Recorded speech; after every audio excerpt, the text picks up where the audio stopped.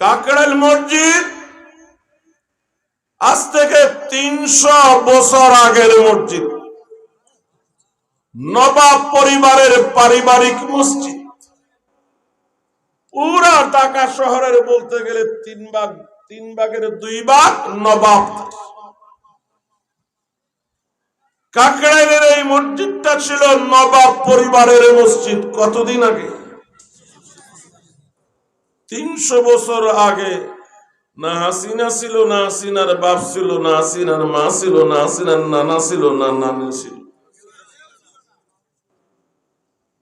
বলতে পারেন হুজুর মানুষ বাপ দাদার কথা বলে আপনার নানা নানির লাইনে গেলেন, কারণ হাসিনার এই লাইন পরিষ্কার। সুবহানাল্লাহ। বলেন, নবাবরা চলে যাওয়ার পর নবাবদের সম্পদ সরকারি সম্পদ হয়ে গেছে। 1946 সালে মৎস্য অধিদপ্তরের একজন কর্মকর্তা টি.এ.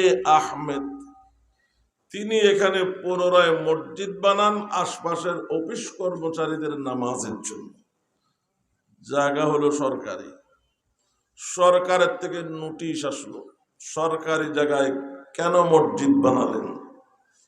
টি.এ. আহমদ জবাব দিলেন, জমিন আল্লাহর, বন্দা আল্লাহর, নামাজ আল্লাহর জন্য। আল্লাহর জমিনে আল্লাহর বান্দা নামাজ আদায় করবে আল্লাহর জন্য, অনুমতি নিব কার? কথা কয় না। ওই সময় সরকার ছিল ব্রিটিশ। 47 স্বাধীন হয়েছে ব্রিটিশ, তখন যায় যায় অবস্থা।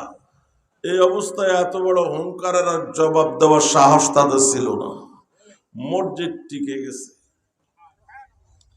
পরবর্তীতে 1968 সালে দাওয়াত ও তাবলীগের অন্যতম মুরব্বী ইঞ্জিনিয়ার আব্দুল মুকিত সাহেব রহমতুল্লাহ আলাই, তার অঙ্কিত নকশার উপর প্রতিষ্ঠিত হয়েছে কাকরাইল মসজিদ, যা এখনো আছে। এখানে শেখ হামাইছি কোন দিক? কথা বোঝেন নাই? এটা সিলেটের ভাষা, হামানি মানে প্রবেশ করা। তাহলে কাকরাইল মসজিদ দিয়ে ওরা হাসান বসরি হওয়ার সুযোগ নেই। এখানে শেখের কোন অবদান নাই। এটা তারা মিথ্যা বলেছে, জাতি বিশ্বাস করেছে, আমার মতো কিছু লোক বিশ্বাস করছে।